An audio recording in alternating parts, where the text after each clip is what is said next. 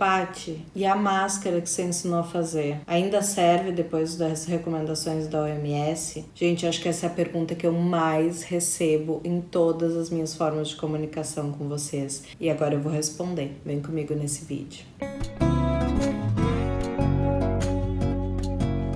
Se você não tem a menor ideia sobre o que eu tô falando, lá no comecinho da pandemia, final de março, começo de abril, os pesquisadores da Universidade Federal de Santa Catarina, UFSC, idealizaram como deveria ser feita a máscara caseira para que ela fosse na sua configuração mais segura possível. E eu fiz um vídeo aqui no canal ensinando a fazer essa máscara, então, que os pesquisadores idealizaram. Vou deixar o link aqui para vocês. E aí, em junho, a OMS, que é a Organização Mundial da Saúde, liberou um documento onde ela fala sobre recomendações na confecção dessa máscara. Muita gente tem me perguntado sobre a compatibilidade das duas. O que eu faço com a máscara da UFSC? Será que ela serve? Será que ela cumpre as normas da OMS? E, gente, calma. Sim, a máscara que os pesquisadores da UFSC idealizaram é segura. As diretrizes que os pesquisadores colocaram na confecção dessa máscara foram praticamente 100% contempladas pelas diretrizes da OMS. E, de fato, eles trouxeram algumas outras coisas bastante interessantes. Então, o que eu tenho para dizer para vocês é o seguinte: se vocês fizeram máscaras durante esse período, de março até junho, seguindo a recomendação dos pesquisadores, podem ficar tranquilos, podem utilizar essas máscaras que elas estão dentro do que a OMS recomenda. Mas se vocês vão confeccionar uma nova máscara, teve algumas coisas que a OMS trouxe de novidade que são bastante interessantes e que vocês podem pensar em incorporar na confecção da máscara de vocês. Então vamos a essas coisas. Então, a primeira coisa que a OMS traz é que na eleição do tecido que a gente vai usar para confeccionar essa máscara, a gente opte por um tecido que seja altamente absorvente e que seja respirável. E para isso, o algodão recomendado nas máscaras da UFSC é 100% compatível. Segunda coisa, evitar materiais que estiquem, porque quando se estica, se aumenta o tamanho do poro. Isso também tem vários vídeos aqui do canal explicando justamente por que apesar de ter uma anatomia mais cômoda, as máscaras que esticam, elas são muito menos efetivas na proteção pessoal. E é preferível que se escolham materiais que resistam a temperaturas superiores a 60 graus centígrados. E isso, o algodão é também 100% compatível. Quando a gente vai, então, para a confecção dessa máscara, quais os cuidados que a OMS recomenda? Que essa máscara tenha pelo menos 3 camadas. E esse é um dos pontos centrais que os pesquisadores frisam desde o começo. Uma máscara com pelo menos 3 camadas de algodão, que contém um elemento filtrante dentro. E esse é um ponto bem importante, porque isso distingue a máscara que os pesquisadores idealizaram da grande maioria das máscaras que começou a circular na internet, nos tutoriais por aí, que continham na sua grande maioria apenas 2 camadas. Então, 3 camadas, como os pesquisadores recomendam desde lá de março, abril, é fundamental para proteção. Além disso, a OMS recomenda que exista uma mistura de materiais. Então, que a camada mais interna seja uma camada altamente absorvente e uma camada mais externa que seja mais hidrofóbica. E isso também é contemplado dentro das máscaras da UFSC, porque a gente tem as 3 camadas de algodão e a gente tem o elemento filtrante. E o elemento filtrante, ele é composto por, na verdade, celulose, uma mistura de celulose e plástico. Quando você tem essa combinação de materiais, você realmente consegue um efeito protetivo maior. O que se acreditava é que isso permitia uma capacidade filtrante melhor, mas o que os estudos têm revelado é que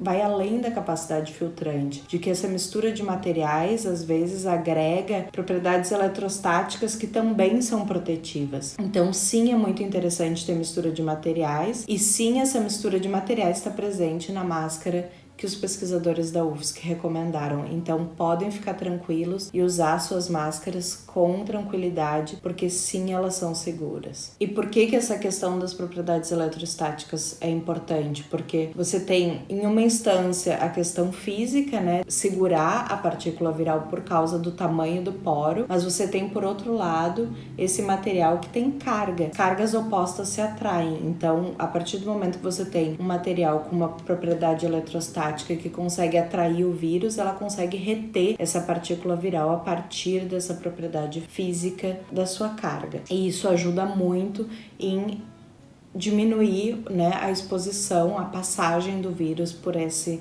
material. Uma coisa interessante que a OMS traz é a sugestão de que a camada mais externa da máscara seja feita com um tecido hidrofóbico, um tecido que não absorva água. É interessante a gente observar que esses tecidos que não absorvem água normalmente são tecidos sintéticos feitos de plástico e que são materiais que normalmente não são respiráveis. Então é muito importante que a gente encontre um meio termo, né? Encontre uma forma de que essa máscara seja em si respirável. Por quê? Porque tem vários artigos científicos agora saindo mostrando que a efetividade da máscara, ela só acontece, ou seja, essa máscara só consegue conferir proteção a você se você conseguir respirar através dela. Por quê? Porque quando ela não é respirável, você começa a respirar aqui por cima, aqui por baixo, pelas laterais, você encontra formas de afastar ela um pouquinho e que o ar entre por esses outros buracos e não através da máscara. E isso diminui a efetividade, né, a segurança da máscara em mais de 50%. Então,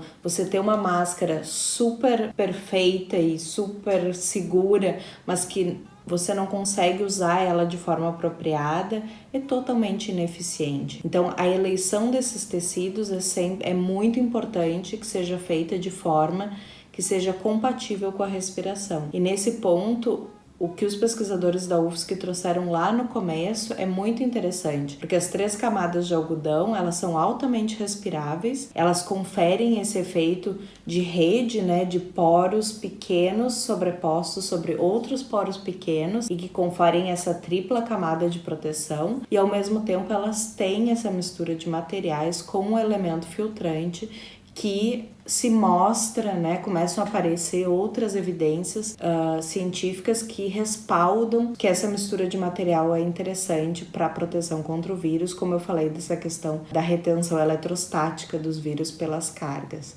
Então, é fundamental, e eu já falei em vários outros vídeos aqui no canal, vou deixar aqui em cima também, que a máscara seja respirável. Não adianta você ter a melhor máscara, a máscara mais segura do mundo, se você não conseguir respirar através dela e tiver que afastá-la para respirar pelos buracos. Aí é praticamente a mesma coisa do que você não tá vestindo máscara, porque o ar não vai ser filtrado, ele não vai passar através desse tecido, dessa barreira, para que ele chegue até você e você respire esse ar protegido. Então, se você tem mais alguma dúvida sobre o Covid ou você quer que eu aborde mais alguma questão que tá aí viva em você, deixa nos comentários aqui embaixo e não se esqueça, o uso de máscara de proteção pessoal, higienização pessoal e distanciamento social ainda são as nossas principais armas contra o Covid-19. Então, se puder, fique em casa. Se precisar sair, use máscara.